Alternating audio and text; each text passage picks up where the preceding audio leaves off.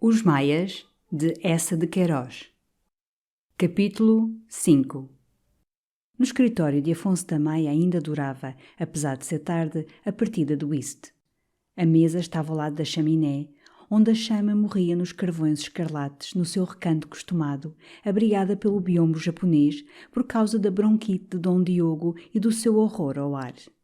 Esse velho dandy, a quem as damas de outras eras chamavam o lindo Diogo, gentil toureiro que dormira num leito real, acabava justamente de ter um dos seus acessos de tosse, cavernosa, áspera, dolorosa, que o sacudiam como uma ruína, que ele abafava no lenço, com as veias inchadas, roxo até à raiz dos cabelos. Mas passara.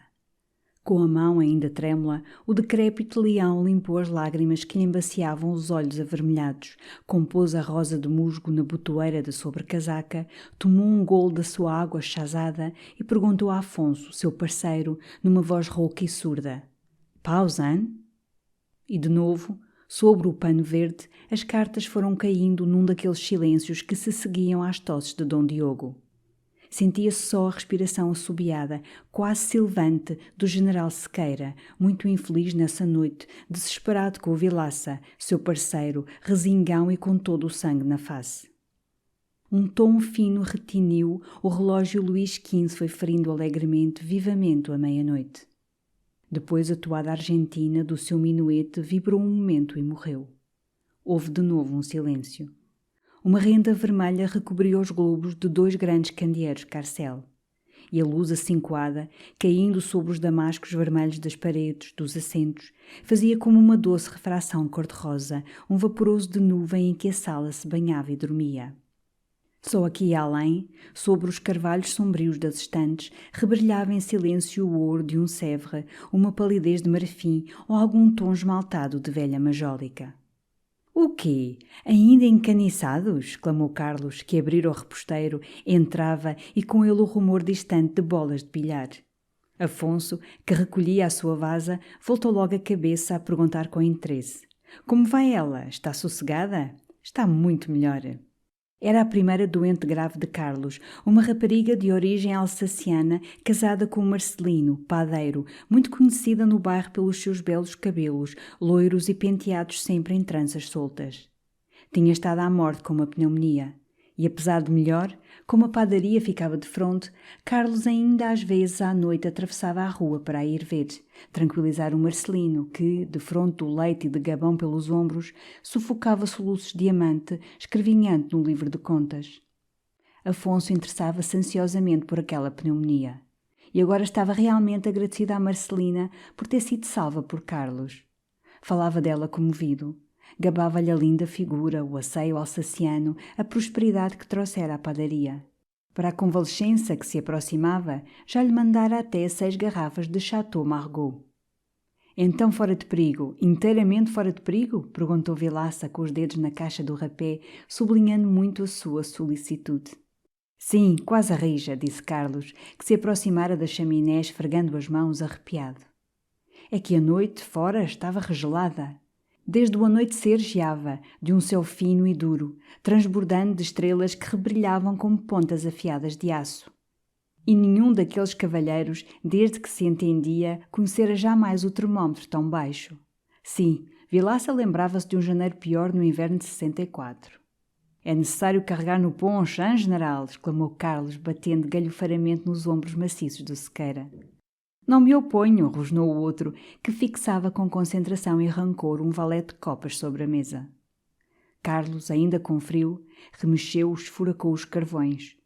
Uma chuva de ouro caiu por baixo, uma chama mais forte ressaltou, rugiu alegrando tudo, avermelhando em redor as peles de urso, onde o reverendo Bonifácio, espapado, torrava o calor, ronronava de gozo. "O Ega deve estar radiante", dizia Carlos com os pés à chama. "Tem, enfim, justificada a peliça. A propósito, algum dos senhores tem visto o Ega estes últimos dias?" Ninguém respondeu, no interesse súbito que causava a cartada. A longa mão de Dom Diogo recolhia devagar a vasa e, languidamente, no mesmo silêncio, soltou uma carta de paus. "Oh, Diogo! Oh, Diogo!" gritou Afonso, estorcendo-se como se o trespassasse um ferro. Mas conteve-se. O general, cujos olhos despendiam faíscas, colocou o seu valete. Afonso, profundamente infeliz, separou-se do rei de paus. Vilaça bateu de estalo com o ar. Imediatamente foi em redor uma discussão tremenda sob a puxada de Dom Diogo, enquanto Carlos, a quem as cartas sempre enfastiavam, se debruçava a coçar o ventre fofo do venerável reverendo. «Que perguntavas tu, filho?» disse enfim Afonso, erguendo-se ainda irritado, a buscar tabaco para o cachimbo, sua consolação nas derrotas. «O Ega? Não, ninguém o viu, não tornou a aparecer. Está também um bom ingrato, esse John.» Ao nome do Ega, Vilaça, parando de baralhar as cartas, erguera a face curiosa. «Então sempre é certo que ele vai montar casa?» Foi Afonso que respondeu, sorrindo e acendendo o cachimbo. Montar casa, comprar coupé, deitar libré, dar soirées literárias, publicar um poema, o diabo. Ele esteve lá no escritório, dizia Vilaça, recomeçando a baralhar. Esteve lá a indagar o que tinha custado o consultório, a mobília de veludo, etc. O veludo verde deu-lhe no goto. Eu, como é um amigo da casa, lá lhe prestei informações, até lhe mostrei as contas. E respondendo a uma pergunta do Sequeira, sim, a mãe tem dinheiro e creio que lhe dá o bastante. Que enquanto a mim, ele vem-se meter na política. Tem talento, fala bem, o pai já era muito regenerador. Ali há ambição.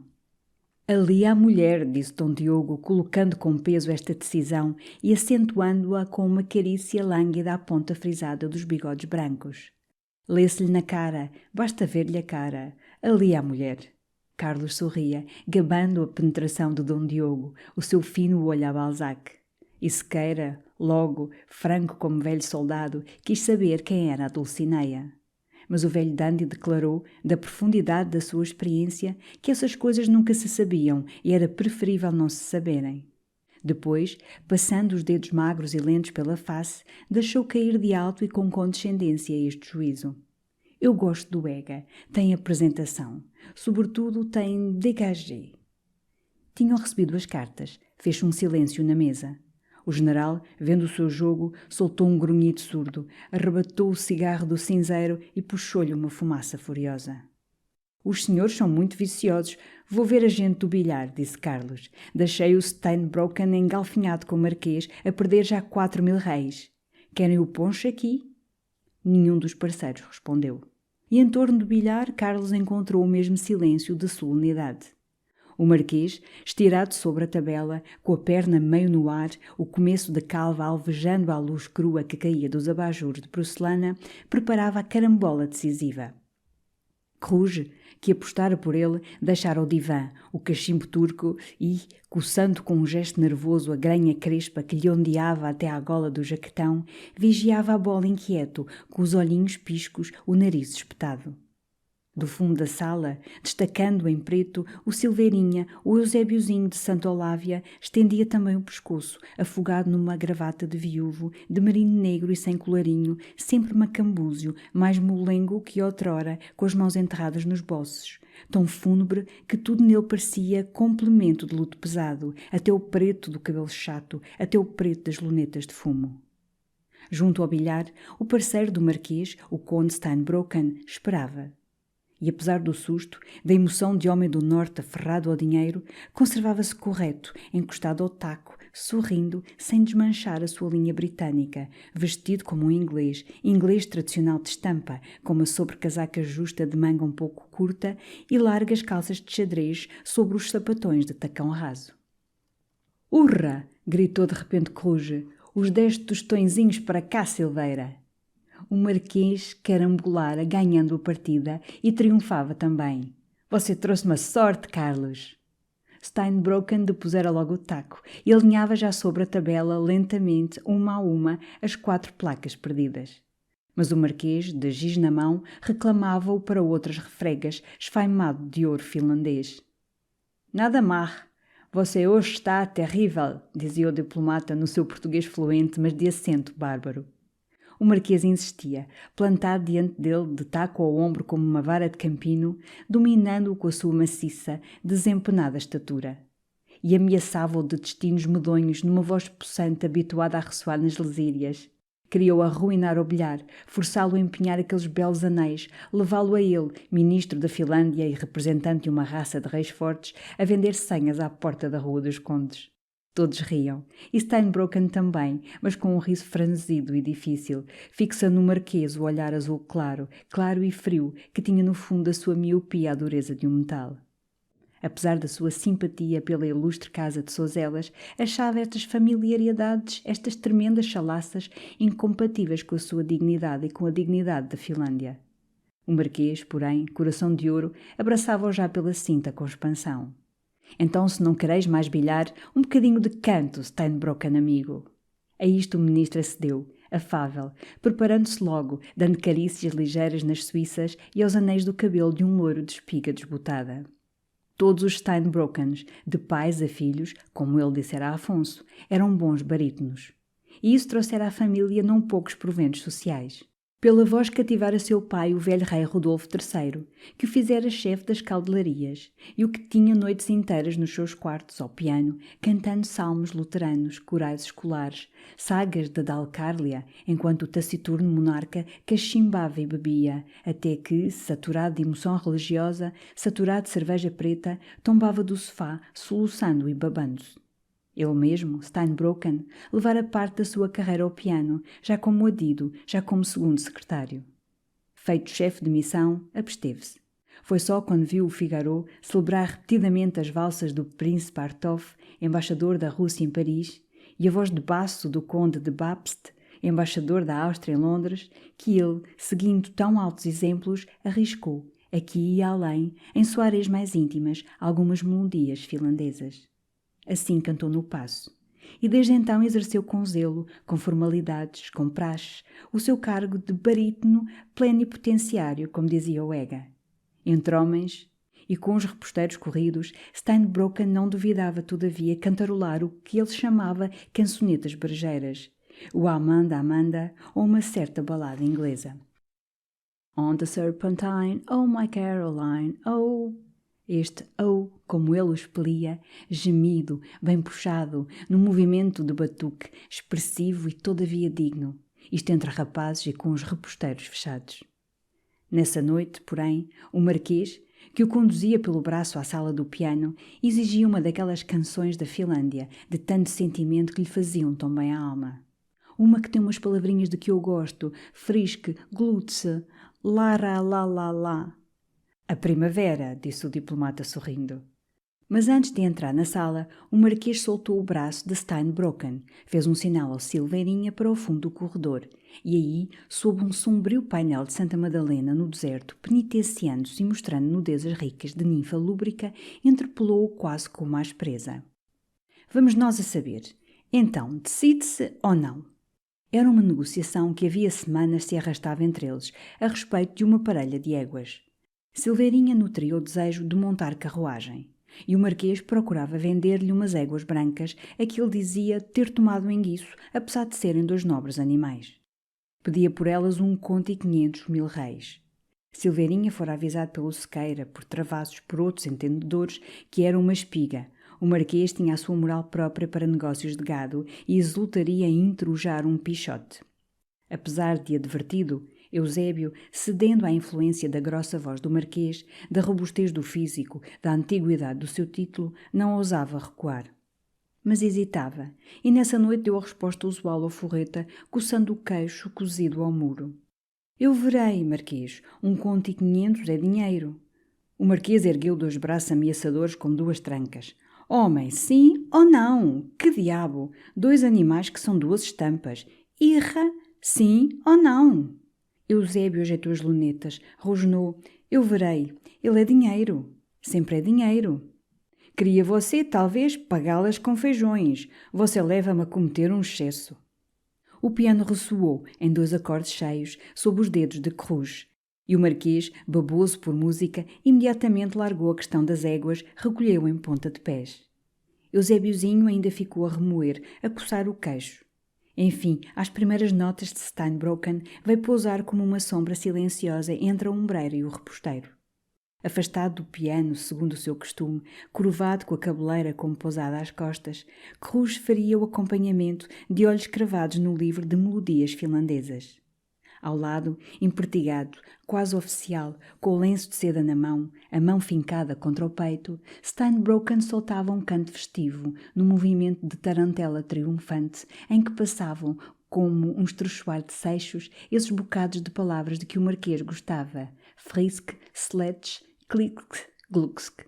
Era a primavera, fresca e silvestre, primavera do norte em país de montanhas, quando toda uma aldeia dança em coros, sob os fuscos abetos, a neve se derrete em cascatas, um sol pálido aveluda os musgos e a brisa traz o aroma das resinas. Nos graves e cheios, as cantoneiras de Steinbrocken ruborizavam-se e inchavam. Nos tons agudos, todo ele se ia alçando sobre a ponta dos pés, como levado num compasso vivo. Despegava então a mão do peito, alargava um gesto, as belas joias dos seus anéis faiscavam. O Marquês, com as mãos esquecidas nos joelhos, parecia beber o canto. Na face de Carlos passava um sorriso enternecido, pensando em Madame Rugal, que viajara na Finlândia, e cantava às vezes aquela primavera, nas suas horas de sentimentalismo flamengo. Steinbrocken soltou um staccato agudo, isolado como uma voz num alto, e imediatamente, afastando-se do piano, passou o lenço sobre as fontes, sobre o pescoço, retificou com um puxão a linha da sobrecasaca e agradeceu o acompanhamento ao Cruz num silencioso shake hands. «Bravo! Bravo!» gritava o Marquês, batendo as mãos como malhos. E outros aplausos ressoaram à porta, dos parceiros do whist que tinham findado a partida. Quase imediatamente os escudeiros entraram com um serviço frio de croquetes e sanduíches, oferecendo Saint-Emilion ao Porto. E sobre uma mesa entre os renques de cálices, a poncheira fumegou num aroma doce e quente de conhaque e limão. «Então, meu pobre Steinbrocken!» exclamou Afonso, vindo-lhe bater amavelmente no ombro. «Ainda dá desses belos cantos a estes bandidos que o maltratam assim ao bilhar?» «Fui esfoladito, sí, esfoladito. Agradecido, no, prefiro um copito Porto.» «Hoje fomos nós as vítimas», disse-lhe o general, respirando com delícia ao seu poncho. «Você também, meu general?» «Sim, senhor, também me cascaram.»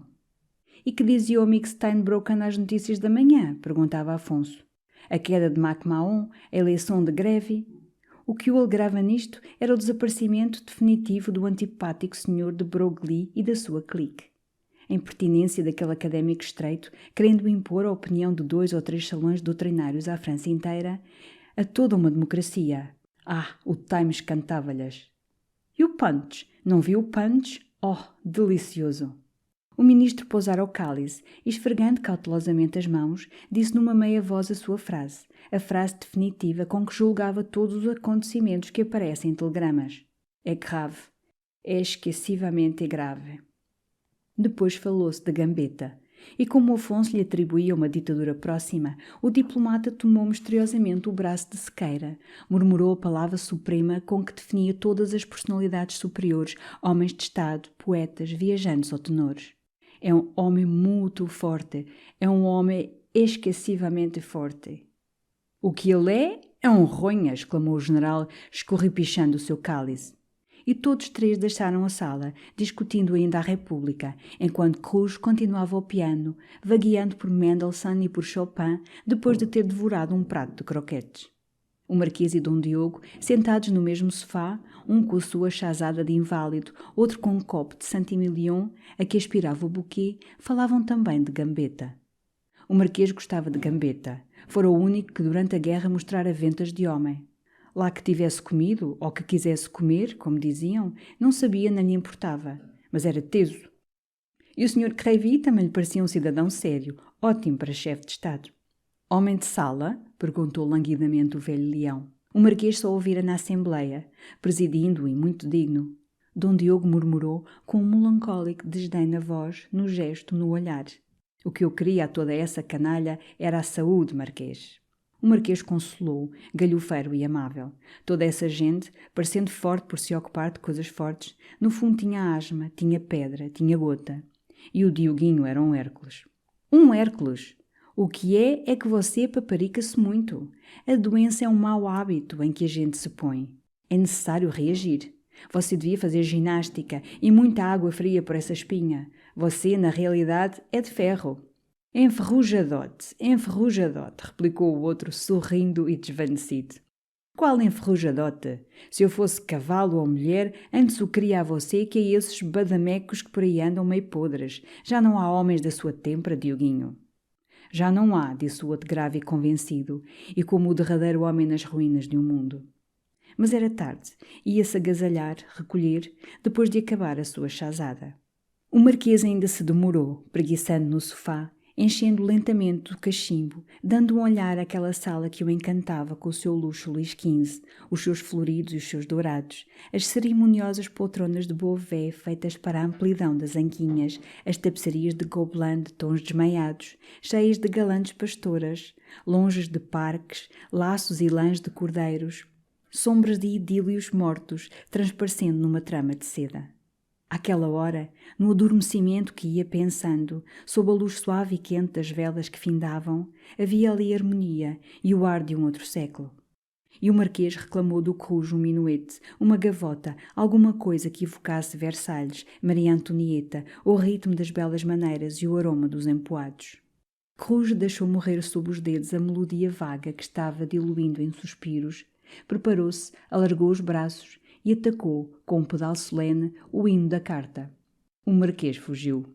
Vilaça e Eusébiozinho conversavam no corredor, sentados numa das arcas baixas de carvalho lavrado. — A fazer política? — perguntou-lhe o marquês ao passar. Ambos sorriram. Vilaça respondeu jocosamente: — É necessário salvar a pátria. Eusébio pertencia também ao centro progressista. Aspirava à influência eleitoral no círculo de Rezende, e ali à noite no ramalhete faziam conciliábulos. Nesse momento, porém, falavam dos maias. Vilaça não duvidava confiar ao Silveirinha, homem de propriedade, vizinho de Santa Olávia, quase criado com Carlos, certas coisas que lhe desagradavam na casa, onde a autoridade da sua palavra parecia diminuir. Assim, por exemplo, não podia aprovar o ter Carlos tomado uma frisa de assinatura. — Para quê? — exclamava o digno procurador. — Para quê, caro senhor? Para lá não pôr os pés para passar aqui as noites. Hoje diz que há entusiasmo e ele aí esteve. Tenho ido lá, eu sei, 2 ou 3 vezes, e para isto há cá uns poucos de centos de 1000 réis. Podia fazer o mesmo com meia dúzia de libras. Não, não é governo. No fim a frisa é para o Ega, para o Taveira, para o Cruz. Olhe, eu não me utilizo dela, nem o amigo. É verdade que o amigo está de luto. Eusébio pensou, com despeito, que se podia meter para o fundo da frisa se tivesse sido convidado. E murmurou, sem conter um sorriso mole: indo assim, até se pode encalacrar. Uma tal palavra, tão humilhante, aplicada aos maias, à casa que ele administrava, escandalizou Vilaça. Encalacrar? Ora essa! O amigo não me compreendeu. Há despesas inúteis, sim, mas, louvado Deus, a casa pode bem com elas. É verdade que o rendimento gasta-se todo, até o último ceitil. Os cheques voam como folhas secas. E até aqui o costume da casa foi pôr de lado, fazer bolo, fazer reserva. Agora o dinheiro derrete-se. Eusébio rosnou algumas palavras sobre os trens de Carlos, os 9 cavalos, o cocheiro inglês, os grumos. O procurador acudiu. Isso, amigo, é de razão. Uma gente destas deve ter a sua representação, as suas coisas bem montadas. Há deveres na sociedade. É como o Sr. Afonso. Gasta muito, sim, come dinheiro. Não é com ele que lhe conheço aquele casaco há 20 anos. Mas são esmolas, são pensões, são empréstimos que nunca mais vê. Desperdícios. Não lhe o censuro. É o costume da casa. Nunca da porta dos maias, já meu pai dizia, saiu ninguém descontente. Mas uma frisa de que ninguém usa, só para o Cruz, só para o Taveira. Teve de se calar. Justamente ao fundo do corredor assomava o Taveira, abafado até aos olhos na gola de uma Ulster de onde saíam as pontas de um caixenê de seda clara. O escudeiro desembaraçou-o dos agasalhos, e ele, de casaca e colete branco, limpando o bonito bigode úmido da geada, veio apertar a mão ao caro Vilaça, ao amigo Eusébio, arrepiado, mas achando o frio elegante, desejando a neve e o seu chique. Nada, nada, dizia Vilaça todo amável, cá o nosso solzinho português sempre é melhor. E foram entrando no fumoir, onde se ouviam as vozes do Marquês, de Carlos, numa das suas sábias e prolixas cavaqueiras sobre cavalos e cepor. — Então, que tal, a mulher? Foi a interrogação que acolheu o Taveira. Mas antes de dar notícia da estreia de Morelli, a dama nova, Taveira reclamou alguma coisa quente. e enterrado numa poltrona junto do fogão, com os sapatos de verniz estendidos para as brasas, respirando o aroma do ponche, saboreando uma cigarrete, declarou enfim que não tinha sido fiasco. Que ela, a meu ver, é uma insignificância, não tem nada, nem voz, nem escola. Mas, coitada, estava tão atrapalhada que nos fez pena. Houve indulgência, deram-se-lhe umas palmas. Quando fui ao palco, ela estava contente. Vamos a saber, Talveira, que tal é ela? Inquiriu o Marquês. Cheia, dizia o Taveira, colocando as palavras como pinceladas. Alta, muito branca, bons olhos, bons dentes. E o pezinho? E o Marquês, já com os olhos acesos, passava devagar a mão pela calva. Taveira não reparara no pé. Não era amador de pés. Quem estava? Perguntou Carlos, indolente e bocejando. A gente do costume. É verdade, sabes quem tomou o friso ao lado da tua? Os Govarinhos. Lá apareceram hoje. Carlos não conhecia os Govarinhos. Em redor explicaram-lhe. O conde de Govarinho, o par do reino, um homem alto, de lunetas, poseur, e a condessa, uma senhora inglesada de cabelos cor de cenoura, muito bem feita. Enfim, Carlos não conhecia. Vilaça encontrava o rapaz no centro progressista, onde ele era uma coluna do partido. Rapaz de talento, segundo o Vilaça. O que o espantava é que ele pudesse ter assim frisa de assinatura, atrapalhado como estava. Ainda não havia 3 meses lhe tinham protestado uma letra de 800.000 réis no Tribunal do Comércio. Um asno, um caloteiro, disse o Marquês com nojo. Passa-se lá bem às terças-feiras, disse Taveira, mirando a sua meia de seda. Depois falou-se do duelo do Azevedo da Opinião com o Sá Nunes, autor de El Rei Bolacha, a grande mágica da Rua dos Condes e ultimamente ministro da Marinha. Tinham-se tratado furiosamente nos jornais de pulhas e de ladrões, e havia 10 intermináveis dias que estavam desafiados e que Lisboa, em pasmaceira, esperava o sangue. Cruz ouvira que Sá Nunes não se queria bater por estado de luto por uma tia. Dizia-se também que o Azevedo partira precipitadamente para o Algarve. Mas a verdade, segundo Vilaça, era que o ministro do Reino, primo do Azevedo, para evitar o recontro, conservava a casa dos 2 cavalheiros bloqueada pela polícia. Uma canalha, exclamou o Marquês com um dos seus resumos brutais que varriam tudo. O ministro não deixa de ter razão, observou Vilaça. Isto às vezes, em duelos, pode bem suceder uma desgraça. Houve um curto silêncio. Carlos, que caía de sono, perguntou ao Taveira, através de outro bocejo, se vira o Ega no teatro. Pudera! Lá estava de serviço, no seu posto, na frisa dos Coans, todo puxado. Então essa coisa do Ega com a mulher do Coan, disse o Marquês, parece clara, transparente, diáfana, um cristal. Carlos, que se erguera a acender uma cigarrete para despertar, lembrou logo a grande máxima de Dom Diogo. Essas coisas nunca se sabiam e era preferível não se saberem. Mas o Marquês, a isto, lançou-se em considerações pesadas. Estimava que o Ega se atirasse. E via aí um facto de represália social por o Coan ser judeu e banqueiro. Em geral não gostava de judeus, mas nada lhe ofendia tanto o gosto e a razão como a espécie banqueiro. Compreendia o salteador clavina num pinheiral. Admitia o comunista, arriscando a pele sobre uma barricada. Mas os argentários, os fulanos e companhia faziam-no encavacar. E achava que destruir-lhes a paz doméstica era ato meritório. 2h15, exclamou Taveira, que olhara o relógio. E eu aqui, empregado público, tendo deveres para com o Estado, logo às 10h da manhã. Que diabo se faz no Tribunal de Contas? Perguntou Carlos. Joga-se? Cavaqueia-se? Faz-se um bocado de tudo para matar tempo, até contas. Afonso da Maia já estava recolhido. Sequeira e Steinbrocken tinham partido. E Dom Diogo, no fundo da sua traquitana, lá fora também a tomar ainda gemada e pôr ainda o emplastro, sob o olhar solícito da Margarida, sua cozinheira e seu derradeiro amor. E os outros não tardaram a deixar o ramalhete. Taveira, de novo sepultado na Ulster, trotou até casa, uma vivendazinha perto com um bonito jardim. O Marquês conseguiu levar Cruz no coupé para lhe fazer música à casa no órgão até às 3 ou 4 horas, música religiosa e triste que o fazia chorar, pensando nos seus amores e comendo frango frio com fatias de salame. E o viúvo, o Eusébiozinho, esse, batendo o queixo, tão moroso e soturnamente como se encaminhasse para a sua própria sepultura, lá se dirigiu ao lupanar onde tinha uma paixão.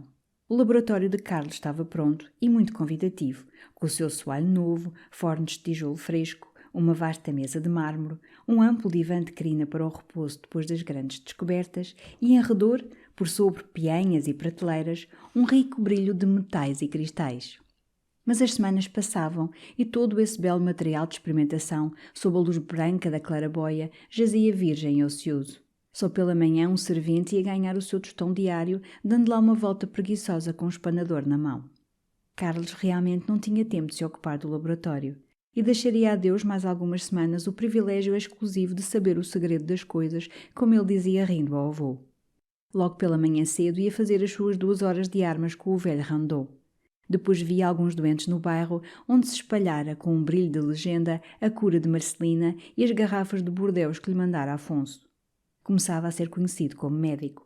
Tinha visitas no consultório, ordinariamente bacharéis, seus contemporâneos, que, sabendo o rico e consideravam gratuito, e lá entravam, murchos e com má cara, a contar a velha e mal disfarçada história de ternuras funestas. Salvara de um garrotilho a filha de um brasileiro ao aterro e ganhara aí a sua primeira libra, a primeira que pelo seu trabalho ganhava um homem da sua família. O Dr. Barbedo convidara-o a assistir a uma operação ovariotómica. E, enfim, mas esta consagração não esperava realmente Carlos tão cedo. Alguns dos seus bons colegas, que até aí, vendo-o só governar os seus cavalos ingleses, falavam do talento do Maia, agora, percebendo-lhe estas migalhas de clientela, começavam a dizer que o Maia era um asno. Carlos já falava a sério da sua carreira. Escrevera, com laboriosos requintes de estilista, 2 artigos para a Gazeta Médica e pensava em fazer um livro de ideias gerais que se devia chamar Medicina Antiga e Moderna. De resto, ocupava-se sempre dos seus cavalos, do seu luxo, do seu bric-à-brac. E através de tudo isto, em virtude dessa fatal dispersão de curiosidade que, no meio do caso mais interessante de patologia, lhe fazia voltar a cabeça se ouvia falar de uma estátua ou de um poeta, atraía-o singularmente a antiga ideia do EGA, a criação de uma revista que dirigisse o gosto, pesasse na política, regulasse a sociedade, fosse a força pensante em Lisboa. Era, porém, inútil lembrar ao EGA este belo plano. Abria um olhar vago, respondia: "Ah, a revista! Sim, está claro, pensar nisso. Havemos de falar, eu aparecerei." Mas não aparecia no ramalhete, nem no consultório. Apenas se avistavam, às vezes, em São Carlos, onde o EGA, todo o tempo que não passava no camarote dos Cohen, vinha invariavelmente refugiar-se no fundo da frisa de Carlos, por trás de Taveira ou do Cruz, de onde pudesse olhar de vez em quando Raquel Cohen, e ali ficava, silencioso, com a cabeça apoiada ao tabique e como saturado de felicidade. O dia, dizia ele, tinha-o tomado. Andava procurando casa, andava estudando mobílias. Mas era fácil encontrá-lo pelo Chiado e pelo Loreto, a rondar e a farejar, ou então no fundo de tipóias de praça, batendo a meio galope num espalhafato de aventura. O seu dandismo requintava, arvorava, com o desplante soberbo de um Brummel, casaca de botões amarelos sobre colete de cetim branco. E Carlos, entrando uma manhã cedo no Universal, deu com ele pálido de cólera a despropositar com um criado por causa de uns sapatos mal envernizados. Os seus companheiros constantes, agora, eram um Damaso Salcedes, amigo do Cohen, e um primo da Raquel Cohen, mocinho imberbe, de olho esperto e duro, já com ares de emprestar a 30%. Entre os amigos, no ramalhete, sobretudo na frisa, discutia-se às vezes Raquel e as opiniões discordavam. Taveira achava-a deliciosa e dizia-o arrilhando o dente. Ao Marquês não deixava de parecer apetitosa, para uma vez, aquela carnezinha fazandia de mulher de 30 anos. Ruge chamava-lhe uma lambisgoia relambória. Nos jornais, na secção do High Life, ela era uma das nossas primeiras elegantes, e toda a Lisboa a conhecia, e a sua luneta de ouro presa por um fio de ouro, e a sua caleche azul com cavalos pretos. Era alta, muito pálida, sobretudo às luzes, delicada de saúde, com um quebranto nos olhos pisados, uma infinita languidez em toda a sua pessoa, um ar de romance e delírio meio murcho. A sua maior beleza estava nos cabelos, magnificamente negros, ondeados, muito pesados, rebeldes aos ganchos, e que ela deixava habilmente cair numa massa meio solta sobre as costas, como num desalinho de nudez. Dizia-se que tinha literatura e fazia frases. O seu sorriso laço, pálido, constante, dava-lhe um ar de insignificância. O pobre EGA adorava. Conhecera Ana Foz na Assembleia. Nessa noite, cervejando com os rapazes, ainda lhe chamou Camélia Melada. Dias depois já adulava o marido. E agora esse demagogo, que queria um massacre em massa das classes médias, soluçava muita vez por causa dela, horas inteiras, caído por cima da cama. Em Lisboa, Entre o Grêmio e a casa havanesa já se começava a falar do arranjinho do Ega. Ele, todavia, procurava pôr a sua felicidade ao abrigo de todas as suspeitas humanas. Havia nas suas complicadas precauções tanta sinceridade como prazer romântico do mistério. E era nos sítios mais desajeitados, fora de portas, para os lados do matadouro, que ia furtivamente encontrar a criada que lhe trazia as cartas dela. Mas em todos os seus modos, mesmo no disfarce afetado com que espreitava as horas, transbordava a imensa vaidade daquele adultério elegante. De resto, sentia bem que os seus amigos conheciam a gloriosa aventura, o sabiam em pleno drama. Era mesmo talvez por isso que, diante de Carlos e dos outros, nunca até aí mencionaram o nome dela, nem deixaria jamais escapar um lampejo de exaltação. Uma noite, porém, acompanhando Carlos até ao ramalhete, noite de lua calma e branca, em que caminhavam ambos calados, Ega, invadido certo por uma onda interior de paixão, soltou desabafadamente um suspiro, alargou os braços, declamou com os olhos no astro um tremor na voz: Oh, laisse-toi donc aimer, oh, l'amour, c'est la vie. Isto fugira-lhe dos lábios como um começo de confissão. Carlos, ao lado, não disse nada, soprou ao ar o fumo do charuto. Mas Ega sentiu-se de certo ridículo, porque se calmou, refugiou-se imediatamente num puro interesse literário. No fim de contas, menino, digam lá o que disserem, não há senão o velho Hugo. Carlos, consigo, lembrava furores naturais do Ega, rugindo contra Hugo, chamando-lhe o saco roto de espiritualismo, boca aberta de sombra, avôzinho lírico, injúrias piores.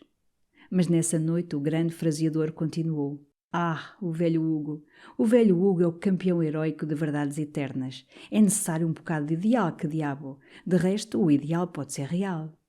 E foi com esta palinódia acordando os silêncios do aterro. Dias depois, Carlos, no consultório, acabava de despedir um doente, um Viegas, que quase todas as semanas vinha ali fazer a fastidiosa crónica da sua dispepsia, quando do reposteiro da sala de espera lhe surgiu o Ega de sobrecasaca azul, luva gris-perle e um rolo de papel na mão. Tens que fazer, doutor? Não, ia a sair, já nota. Bem, venho-te impingir prosa, um bocado do átomo. Senta-te aí, ouve lá. Imediatamente abancou, afastou papéis e livros, desenrolou o manuscrito, espalmou, deu um puxão ao colarinho e Carlos, que se pousara à borda do divã, com a face espantada e as mãos nos joelhos, achou-se quase sem transição, transportado dos rugidos do ventre do Viegas para um rumor de populaça num bairro de judeus na velha cidade de Heidelberga. Mas espera lá, exclamou ele, deixa-me respirar. Isso não é o começo do livro, isso não é o caos. Ega então recostou-se, desabotoou a sobrecasaca, respirou também. Não, não é o primeiro episódio, não é o caos. É já no século XV. Mas num livro destes pode-se começar pelo fim. Conveio-me fazer este episódio. Chama-se A Hebreia. A Coan, pensou Carlos. Ega tornou a alargar o colarinho e foi lendo, animando-se, ferindo as palavras para as fazer viver, soltando grandes cheios de voz nas sonoridades finais dos períodos. Depois da sombria pintura de um bairro medieval de Heidelberga, o famoso átomo, o átomo do Ega, aparecia alojado no coração do esplêndido príncipe Frank, poeta, cavaleiro e bastardo do imperador Maximiliano. E todo esse coração de herói palpitava pela judia Esther, pérola maravilhosa do Oriente, filha do velho rabino Salomão, um grande doutor da lei, perseguido pelo ódio teológico do geral dos dominicanos. Isto contava o átomo, num monólogo, tão recamado de imagens como o manto da Virgem está recamado de estrelas, e que era uma declaração dele, Ega, à mulher de Coan. Depois abria-se o intermédio panteísta. Rompiam coros de flores, coros de astros, cantando, na linguagem da luz ou na eloquência dos perfumes, a beleza, a graça, a pureza, a alma celeste de Esther e de Raquel. Enfim, chegava o negro drama da perseguição. A fuga da família hebraica através de bosques de bruxas e brutas aldeias feudais. A aparição numa encruzilhada do príncipe Frank que vem proteger Esther de lança alta no seu grande corcel. O tropel da turba fanática correndo a queimar o rabino e os seus livros hereges. A batalha e o príncipe atravessado pelo chuço de um reitre indo morrer no peito de Esther que morre com ele num beijo. Tudo isto se precipitava como um sonoro e tumultuoso soluço. E era tratado com as maneiras modernas de estilo, o esforço atormentado inchando a expressão, as camadas de cor atiradas à larga para fazer ressaltar o tom de vida. Ao findar, o átomo exclamava com a vasta solenidade de um cheio de órgão. Assim arrefeceu, parou, aquele coração de herói que eu habitava.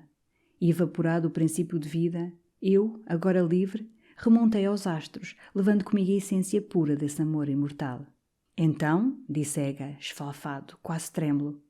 Carlos só pôde responder, está ardente. Depois elogiou a sério alguns lances, o cor das florestas, a leitura do Eclesiastes, de noite, entre as ruínas da torre de Orton, certas imagens de um grande voo lírico.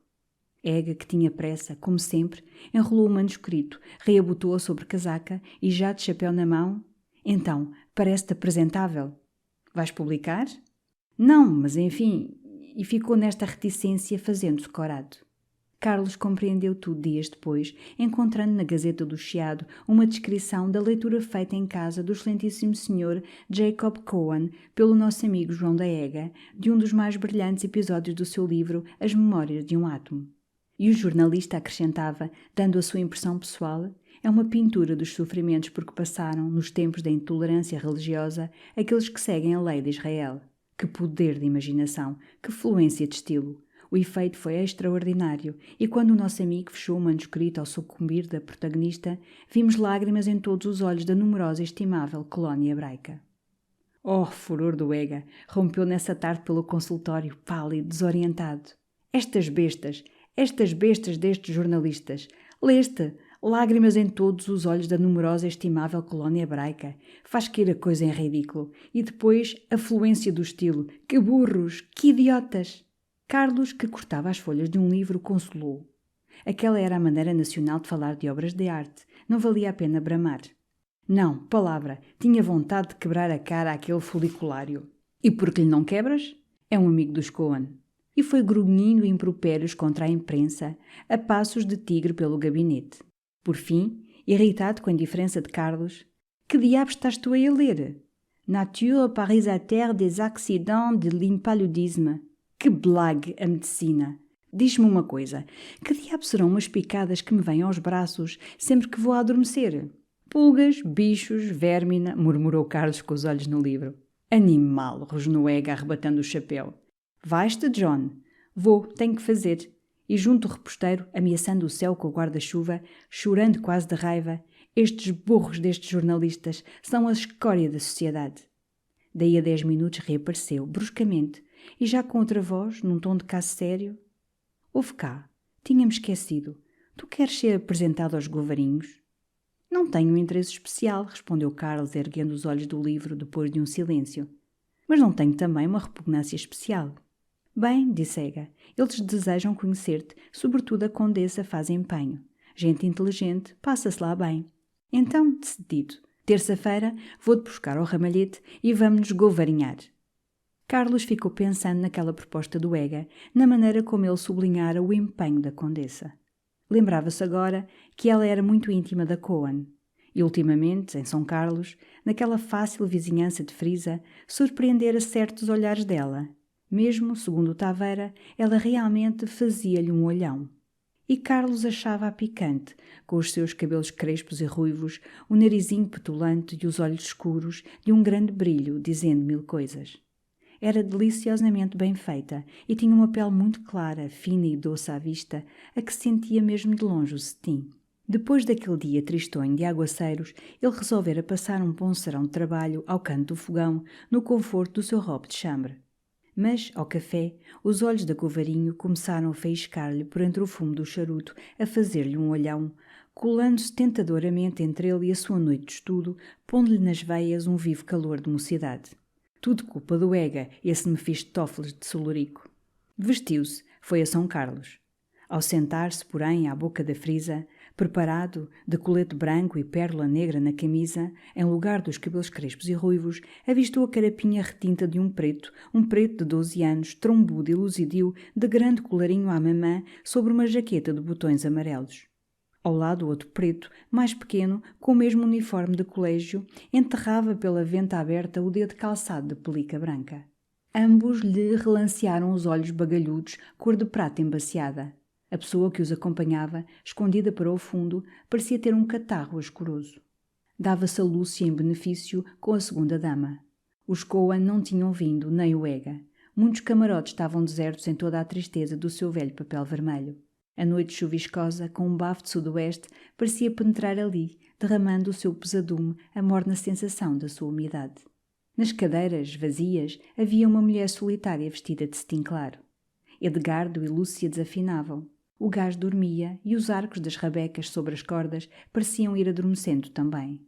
Isto está lúgubre, disse Carlos ao amigo Rouge que ocupava o escuro da frisa. Rouge, amodorrado num aceso de spleen, com o cotovelo sobre as costas da cadeira, os dedos por entre a cabeleira, todo ele embrulhado em crepes sobrepostos de melancolia, respondeu como de o fundo de um sepulcro. Pesadote. Por indolência, Carlos ficou. E pouco a pouco, aquele preto do que os seus olhos se não podiam despegar, ali entronizado na poltrona de repes verde agovarinho, com a manga da jaqueta plantada no rebordo onde costumava alvejar um lindo braço, foi-lhe arrastando, a seu pesar, a imaginação para a pessoa dela. Relembrou toaletes com que ela ali estivera, e nunca lhe pareceram tão picantes, como agora que os não via, os seus cabelos ruivos, cor de brasa às luzes, de um encrespado forte, como crestados da chama interna. A carapinha do preto, essa, em lugar da risca, tinha um sulco cavado à tesoura na massa de lã espessa. Quem seriam? Porque estavam ali aqueles africanos de perfil trombudo. Tu já reparaste nesta extraordinária carapinha, Cruz?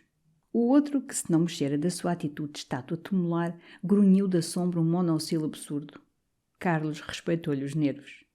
De repente, ao desafinar mais áspero de um coro, Cruz deu um salto.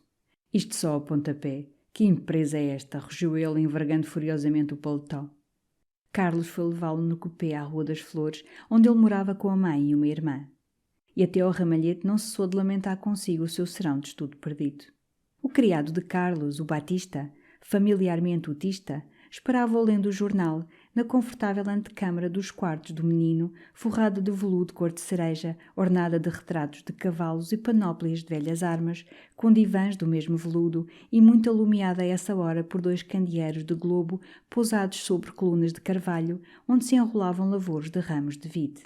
Carlos tinha desde os 11 anos este criado de quarto que viera com o Brown para Santa Olávia, depois de ter servido em Lisboa na legação inglesa e ter acompanhado o ministro, Sir Hercules Morrison, várias vezes a Londres. Foi em Coimbra, nos Passos de Celas, que Batista começou a ser um personagem. Afonso correspondia-se com ele de Santa Olávia. Depois viajou com Carlos. Enjoaram nos mesmos paquetes, partilharam das mesmas sanduíches no bufete das Gares. Batista tornou-se um confidente. Era hoje um homem de 50 anos, desempenado, robusto, com um colar de barba grisalha por baixo do queixo e o ar excessivamente gentleman. Na rua, muito direito na sua sobrecasaca, com o par de luvas amarelas espetado na mão, a sua bengala de cana da Índia, os sapatos bem envernizados, tinha a considerável aparência de um alto funcionário. Mas conservava-se tão fino e tão desembaraçado como quando em Londres aprendera a valsar e a boxar na rude balbúrdia dos salões dançantes, ou como quando, mais tarde, durante as férias de Coimbra, acompanhava Carlos a Lamego e o ajudava a saltar o muro do quintal do senhor escrivão de fazenda, aquele que tinha uma mulher tão garota. Carlos foi buscar um livro ao gabinete de estudo, entrou no quarto, estendeu-se, cansado, numa poltrona. À luz opalina dos globos, o leito entreaberto mostrava, sob a seda dos cortinados, um luxo efeminado de bretanhas, bordados e rendas. «Que há hoje no Jornal da Noite?» perguntou ele bocejando, enquanto Batista o descalçava. «Eu li-o, meu senhor, e não me pareceu que houvesse coisa alguma. Em França continua sossego, mas a gente nunca pode saber, porque estes jornais portugueses imprimem sempre os nomes estrangeiros errados. São umas bestas. O senhor Ega hoje estava furioso com eles.» Depois, enquanto Batista preparava com esmero um grog quente, Carlos, já deitado, aconchegado, abriu preguiçosamente o livro, voltou 2 folhas, fechou, tomou uma cigarrete e ficou fumando com as pálpebras cerradas numa imensa beatitude. Através das cortinas pesadas sentia-se o sudoeste que batia o arvoredo e os aguaceiros alagando os vidros. «Tu conheces os senhores condes de Govarinho, Tista?» «Conheço o Pimenta, meu senhor, que é criado de quarto do senhor conde. Criado de quarto e serve à mesa.» «E que diz então esse Tormenta?» perguntou Carlos numa voz indolente, depois de um silêncio. «Pimenta, meu senhor. O Manuel é Pimenta. O senhor Govarinho chama-lhe Romão, porque estava acostumado ao outro criado que era Romão. E já isto não é bonito, porque cada um tem o seu nome. O Manuel é Pimenta. O Pimenta não está contente. E Batista, depois de colocar junto a cabeceira à salva com o grog, o açucareiro, as cigarretes, transmitiu as revelações do Pimenta. O conde de Govarinho, além de muito ameaçador e muito pequinhento, não tinha nada de cavalheiro. Deram um fato de cheviote claro ao Romão, ao Pimenta, mas tão coçado e tão cheio de riscas de tinta, de limpar a pena à perna e ao ombro, que o Pimenta deitou o presente fora. O conde e a senhora não se davam bem. Já no tempo do Pimenta, uma ocasião, à mesa, tinham-se pegado de tal modo que ela agarrou do copo e do prato e esmigalhou-os no chão. E outra qualquer teria feito o mesmo, porque o senhor conde, quando começava a repisar, a remoer, não se podia aturar. As questões eram sempre por causa de dinheiro. O Thompson velho estava farto de abrir os cordões à bolsa. «Quem é esse Thompson velho que nos aparece agora a esta hora da noite?» perguntou Carlos, a seu pesar interessado. O Thompson velho é o pai da senhora Condessa. A senhora Condessa era uma Miss Thompson dos Thompson do Porto. O Sr. Thompson não tem querido ultimamente emprestar nem mais um real ao genro. De sorte que uma vez, já no tempo do Pimenta também, o Sr. Conde, furioso, disse à senhora que ela e o pai se deviam lembrar que eram gente de comércio e que fora ele que fizera dela uma condessa. E com perdão de Vossa Excelência, a senhora Condessa ali mesmo à mesa mandou o condado à tábua. Estas coisas não estão no género do Pimenta. Carlos bebeu um golo de grog. Bailava-lhe nos lábios uma pergunta, mas hesitava. Depois refletiu na puerilidade de tão rígidos escrúpulos a respeito de uma gente que, ao jantar, diante do escudeiro, quebrava a porcelana, mandava à tábua o título dos antepassados. E perguntou: «Que diz o Sr. Pimenta da Sra. Condessa, Batista? Ela diverte?» «Creio que não, meu senhor, mas a criada de confiança dela, uma escocesa, essa é desobstinada, e não fica bem à Sra. Condessa ser assim tão íntima com ela.» Houve um silêncio no quarto, a chuva cantou mais forte nos vidros. «Passando a outro assunto, Batista, vamos a saber, há quanto tempo não escrevo eu a Madame Rougal?» Batista tirou do bolso interior da sua casaca um livro de apontamentos, aproximou-se da luz, encavalou a luneta no nariz e verificou com método estas datas. Dia 1 de janeiro, telegrama expedido com felicitações do começo de ano a Madame Rougal, Hotel d'Albe, Champs-Élysées, Paris. Dia 3, telegrama recebido de Madame Rougal, reciprocando cumprimentos, exprimindo amizade, anunciando partida para Hamburgo. Dia 15, carta lançada ao correio para Madame Rougal, Williamstrasse, Hamburgo, Alemanha. Depois, mais nada. De modo que haviam já 5 semanas que o menino não escrevia a Madame Rougal. «É necessário escrever amanhã», disse Carlos. Batista tomou uma nota. Depois, entre uma fumaça lânguida, a voz de Carlos ergueu-se de novo na paz dormente do quarto. «Madame Rougal era muito bonita, não é verdade, Batista? É a mulher mais bonita que tu tens visto na tua vida.» O velho criado meteu o livro no bolso da casaca e respondeu sem hesitar, muito certo de si. «Madame Rougal era uma senhora de muita vista, mas a mulher mais linda em que tenho posto os olhos, se o menino dá licença, era aquela senhora do Coronel de Ussardos que vinha ao quarto de hotel em Viena.» Carlos atirou a cigarrete para a salva e, escorregando pela roupa abaixo, todo invadido por uma onda de recordações alegres, exclamou da profundidade do seu conforto, num antigo tom de ênfase boêmio dos passos de Celas: «O Sr. Batista não tem gosto nenhum. Madame Rougal era uma ninfa de Rubens, senhor. Madame Rougal tinha o esplendor de uma deusa da Renascença, senhor. Madame Rougal devia ter dormido no leito imperial de Carlos V. Retire-se, senhor.» Batista entalou maios o couvre-pied, relanceou pelo quarto um olhar solícito e, contente da ordem que as coisas adormeciam, saiu levando o candeeiro.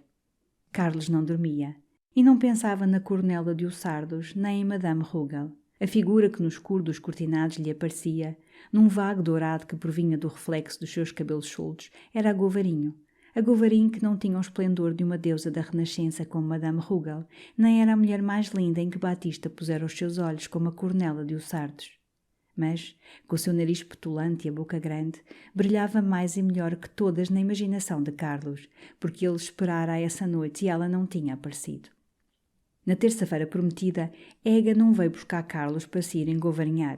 E foi Carlos que, daí a dias, entrando como por acaso no Universal, perguntou rindo ao Ega: «Então, quando nos govarinhamos?»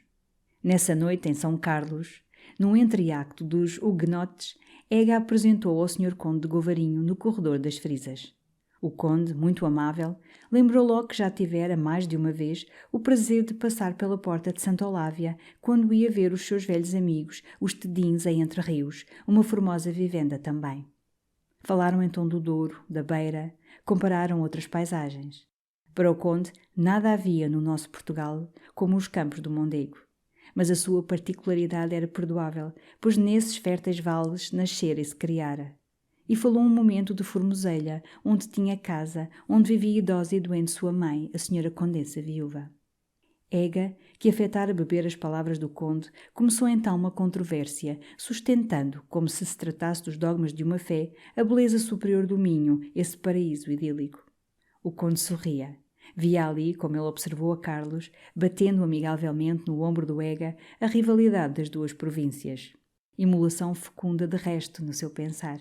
Aí está, por exemplo, dizia ele, o ciúme entre Lisboa e Porto. É uma verdadeira dualidade como a que existe entre a Hungria e a Áustria. Ouço por ali lamentá-la. Pois bem, eu, se fosse poder, instigá-la-ia, acirrá-la-ia, se vossas excelências me permitem a expressão. Nesta luta das duas grandes cidades do reino, podem outros ver despeitos mesquinhos. Eu vejo elementos de progresso. Vejo civilização. Proferi estas coisas como do alto de um pedestal, muito acima dos homens, deixando-as providamente cair dos tesouros do seu intelecto. Os cristais da sua luneta de ouro faiscavam vistosamente. E no bigode encerado, na pera curta, havia ao mesmo tempo alguma coisa de doutoral e de casquilho. Carlos dizia, tem Vossa Excelência razão, Sr. Conde. O Ega dizia, você vê essas coisas de alto, Govarinho. Ele cruzara as mãos por baixo das abas da casaca e estavam todos três muito sérios. Depois o conde abriu a porta da frisa, Ega desapareceu. E daí a momentos, Carlos, apresentado como vizinho de camarote, recebia da senhora condessa um grande shake hands em que tilintaram uma infinidade de aros de prata e de blancos índios sobre a luva preta de 12 botões. A senhora condessa, um pouco corada, ligeiramente nervosa, lembrou logo a Carlos que o vira no verão passado em Paris, no salão baixo do café inglês. Até por sinal estava nessa noite um velho abominável com 2 garrafas vazias diante de si e contando alto, para uma mesa de fronte, histórias horrorosas do Sr. Gambetta. Um sujeito ao lado protestou, o outro não fez caso, era o velho duque de Gramont. O conde passou os dedos lentos pela testa, com um ar quase angustioso. Não se lembrava de nada disso. Queixou-se logo amargamente da sua falta de memória, uma coisa tão indispensável em quem segue a vida pública, a memória. E ele, desgraçadamente, não possuía nem um átomo. Por exemplo, lera, como todo homem devia ler, os 20 volumes da História Universal de César Cantu. Lera-os com atenção, fechado no seu gabinete, absorvendo-se na obra. Pois, senhores, escapara-lhe tudo, e ali estava sem saber história. Vossa Excelência tem boa memória, Sr. Maia? Tenho uma razoável memória. Inapreciável bem de que goza. A condessa voltara-se para a plateia, coberta com o leque, com o ar constrangido, como se aquelas palavras pueris do marido a diminuíssem, a desfiassem. Carlos então falou da ópera. Que belo escudeiro o Gounod fazia ao Pandoli. A condessa não aturava o Corselli, o tenor, com as suas notas ásperas e aquela obesidade que o tornava bufo. Mas também, lembrava Carlos, onde havia hoje tenores. Passara essa grande raça dos Mários, homens de beleza, de inspiração, e realizando os grandes tipos líricos. Nicolini era já uma degeneração. Isto fez lembrar a Patti. A condessa adorava, e a sua graça de fada, e a sua voz semelhante a uma chuva de ouro. Os olhos brilhavam-lhe, diziam 1000 coisas. Em certos movimentos, o cabelo, crespamente ondeado, tomava tons de ouro vermelho, e em torno dela errava, no calor do gás e da enchente, um aroma exagerado de verbena. Estava de preto, com uma gargantilha de rendas negras, à Valois, afogando-lhe o pescoço onde pousavam 2 rosas escarlates. E toda a sua pessoa tinha um arzinho de provocação e de ataque. De pé, calado, grave, o conde batia a coxa com a claque fechada. O quarto ato começara, Carlos ergueu-se, e os seus olhos encontraram de fronte, na frisa do Cohen, o Ega, de binóculo, observando-o, mirando a condessa e falando a Raquel, que sorria, movia o leque com um ar dolento e vago. Nós recebemos às terças-feiras, disse a condessa a Carlos, e o resto da frase perdeu-se num murmúrio e num sorriso. O conde acompanhou-o fora ao corredor. É sempre uma honra para mim, dizia ele caminhando ao lado de Carlos, fazer o conhecimento das pessoas que valem alguma coisa neste país. Vossa Excelência é desse número, bem raro, infelizmente. Carlos protestou, risonho, e o outro, na sua voz lenta e rotunda: Não lisonjeio, eu nunca lisonjeio, mas a Vossa Excelência podem-se dizer estas coisas porque pertence à elite. A desgraça de Portugal é a falta de gente. Isto é um país sem pessoal. Quer-se um bispo? Não há um bispo. Quer-se um economista? Não há um economista. Tudo assim. Veja Vossa Excelência mesmo nas profissões subalternas. Quer-se um bom estufador? Não há um bom estufador. Um cheio de instrumentos e vozes, de um tom sublime passando pela porta da frisa entreaberta, cortou-lhe umas últimas palavras sobre a deficiência dos fotógrafos. Escutou com a mão no ar. É o coro dos punhais, não? Ah, vamos ouvir. Ouve-se sempre isto com proveito. Há filosofia nesta música. É pena que lembre tão vivamente os tempos da intolerância religiosa, mas há ali incontestavelmente filosofia.